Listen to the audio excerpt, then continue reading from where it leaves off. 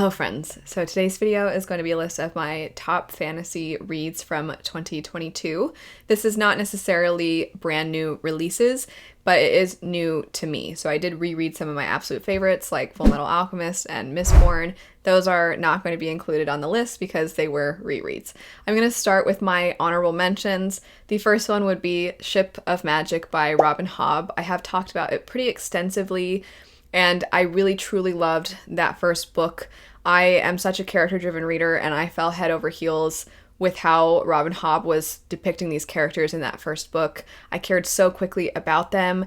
Other ones I hated right away. Other ones I was so intrigued and fascinated by, and you could tell there was a darkness to these characters, but you wanted to get in and pick them apart and figure out what made them how they were, who they were. And then I also really found the world building to be fascinating and intriguing. And the way in which Robin Hobb delivered the world building always felt like it was at a fantastic pace where I was always invested, even when I didn't entirely know the full story. And I always wanted to turn the page. And this is quite a large story, and it's not necessarily fast paced. It's not necessarily the kind of story that has tons and tons of action where it's edge of your seat. But in a sense, I was edge of my seat because the littlest of things felt so explosive and they seemed so significant for the characters. And you just felt yourself tense up when there were certain exchanges between characters, or there were other characters where you kept wondering, are these characters going to cross paths, and what would happen when they do? So I really enjoyed so much about it. The family dynamics were absolutely fantastic. That said, the reason it's an honorable mention is because I did continue on and complete this trilogy this year, and I really did not care for the next two books, but I still felt that the first book was worth mentioning because I did truly love it. It truly was one of my top books of the year. Not everybody feels similar to me as well, so a lot of people quite like the conclusion. A lot of people really like the second and the third books, and a lot of people like them more than the first book. So if anything about the Live Ship Traders sounds interesting to you, and a lot of the things I described sound right up your alley, then I would say give it a shot. The other honorable mention would be Witch Hat Atelier. I have fallen in love with this manga, but the reason it is an honorable mention is because I just haven't read that much of it. There's not even that much of it out right now. I do have a in-depth discussion that I'll have linked over on a secondary channel that I have, and myself, my husband, and a friend of mine have been chatting through it. The beginning leads you to believe it's just this really sweet, fun type of story. Maybe it's a little bit escapism fantasy because you just get lost in the just absolutely mind-blowing, beautiful artwork, and you kind of get lost in the sweetness of your main character, Coco, and there's this quest for knowledge that she has, and you're just filled with the same wonder that she has when you read it. But then there's some pretty heavy things that are, if not alluded to, then shown to you. And it makes you kind of wonder how serious the story is going to get, how dark the story is going to get. And there's so much to still uncover. I have fallen in love with this. I cannot wait to read more. I'm going to, every single time a new volume is released, I'm going to be so eager to jump into it. This is truly a top 6, right? This isn't really an honorable mention. It's basically a favorite. I'm just saying it's an honorable mention because it's easier to say a top 5 than top 6 with one honorable mention. I really like Witch Hat. I can't wait to read more. From here, they're not going to be in any particular order. I'm not going from 5th up to 1st. I'm just going to mention books that I've loved. So first of the official, even though Witch Hat basically was official, but the first of the official top 5 would be The Goblin Emperor. I haven't really had the chance to talk about this one too much because I did finish it at the end of 2022 or nearing the end, and I loved it. It took me quite a while to read through this book. It is not one that I felt I could really properly appreciate if I read through it too quickly. And not to say that other people can't read it quicker, or not to say that you have to read other books quicker or anything like that. But it just was, there were so many details and so much intricacy to the world that Catherine Addison has created. And you only follow one perspective. I think typically when people think of fantasy stories that maybe it's hard to follow, maybe there's a lot going on, I think most of the time we think, oh, it's going to be epic fantasy, there's going to be this huge cast of characters, or that the world itself is really large and that there's so much to uncover and the magic's really complicated. Not really any of that. We follow a young man named Maya, who at the beginning of the story, everybody in line for being emperor has died, everyone in line before him, and now he is thrust into this position of power without really having any formal training. He's had some training in etiquette and things like that, but due to the fact that he is half goblin in an area that is dominated by elves, he is mistreated. His mother was mistreated. He has pretty much been alone in life for a lot of his life. The person who raised him was abusive. It's still something that he struggles with tremendously throughout the story of how do you forgive this person? Do you forgive this person? Now that you have power, do you use that power against this person? But that is only one little tiny part of the story. So much of it is following Maya as he is trying to navigate this new role that he has been put into. And there's all these people who are eager to take advantage of him. They are eager to elevate their own positions, or they are eager to increase their wealth, try to encourage certain trade decisions to increase their wealth. There's a lot of people who couldn't care less about doing what is right on behalf of the people. They only care about their motivations, their selfish interests. So Maya is trying to figure out who he can trust, who is maybe trying to betray him. And then he's also a young man. He's a little bit not just clueless in etiquette and clueless in how to go about this position, but he is not that far along into life. He also deals with a lot of people's prejudice towards him. So there's so many things to tap into in this. It's such a deeply personal story without necessarily having the plot come second to character introspection. The character is definitely somebody who is reflecting and doing his best, but he, like, every second of his day, there's something going on, there's something planned out, and so you almost don't have time. Now, the reason it took a while for me to read through this book is because Maya has to talk to so many people, because Maya has to consider so many different things. And the names in this story and I talked about the intricacy of this world. This author knows the history of their country, the people that they are in contact with.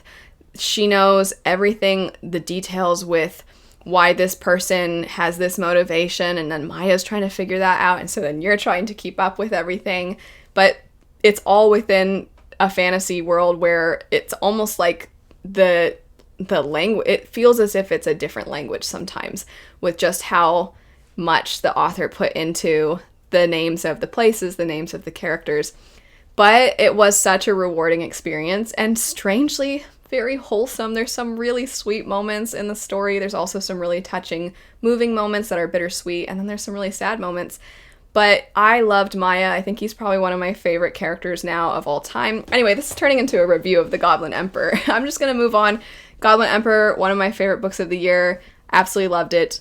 Now on to some other ones. So very different from that. The next two I'm going to group together because I love them for similar reasons, and that would be Half a Soul and The Very Secret Society of Irregular Witches. Drastically different from Goblin Emperor and Ship of Magic. These two stories, one of them I think is often considered romance, paranormal romance. So The Very Secret Society of Irregular Witches is the one I'm referring to, and that story follows a young woman who is a witch living in present day, our world. Witches are not known to exist. They know of each other, they know of other witches who exist, but they have to be careful about meeting up with other witches. Pretty much every witch ends up being an orphan. So you do explore a lot of this feeling of abandonment. You explore this feeling of not fitting in, not feeling like you have a place to call home, and this fact that you don't ever feel anchored to anything. And so our main character has an opportunity at one point to become the teacher of these three young orphan witches.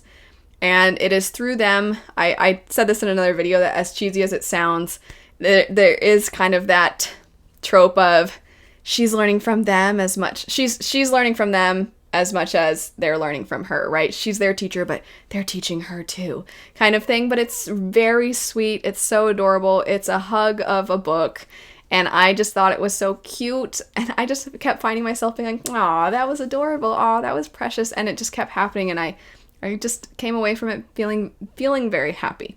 Half a Soul is a story. It's technically part of what's called a Regency fairy tale, where it takes place in Europe, in England, in a time when you're supposed to be very proper, and hand gestures and what utensils you use and how you dance and who you dance with, and all of these different things mean so much in their society.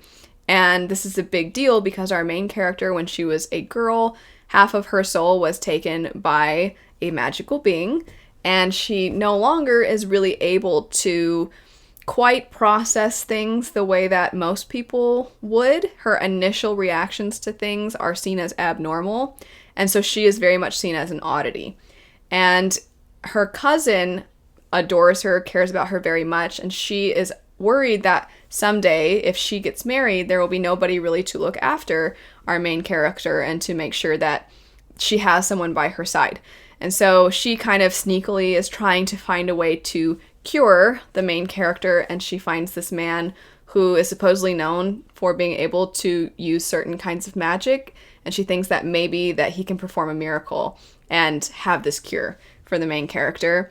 And he is very grumpy, and he has a lot of trauma that you actually explore quite a bit, but the book itself, the banter between the characters, and the sense of lightheartedness and cheekiness and silliness was done, I thought, exceptionally. I really liked it. It's truly the definition of a heartwarming read. After that, getting back into our epic fantasy, we have Engines of Empire. I cannot wait for the sequel. I loved this book. I'm like, I need more people to read it, darn it, because I thought it was so cool. So I have described it many a time as Game of Thrones meets Final Fantasy XII.